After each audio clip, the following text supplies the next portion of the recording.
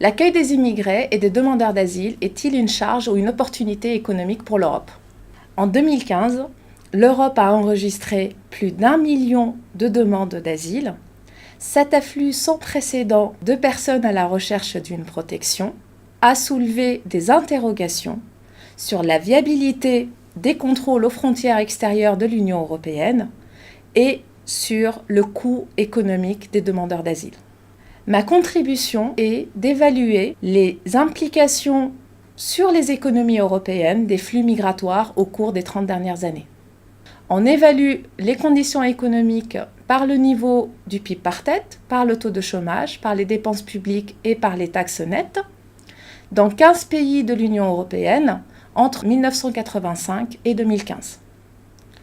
L'originalité de notre approche est d'appliquer une méthodologie généralement utilisée pour évaluer les effets des politiques macroéconomiques, fiscales et monétaires.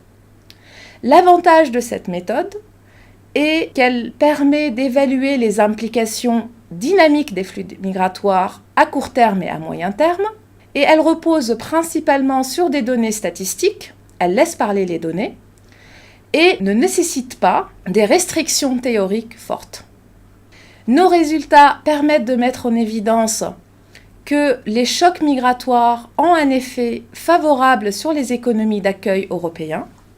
Ils contribuent à augmenter le PIB par tête, à réduire le taux de chômage et à améliorer le solde de finances publiques. Un choc de demandeurs d'asile met du temps à avoir un impact sur l'économie et l'impact est de moindre ampleur. La raison est que l'intégration économique des demandeurs d'asile prend du temps comparé à l'intégration économique des immigrés permanents. En conclusion, l'accueil des immigrés et de demandeurs d'asile n'est pas une charge économique pour les pays européens, c'est plutôt une opportunité.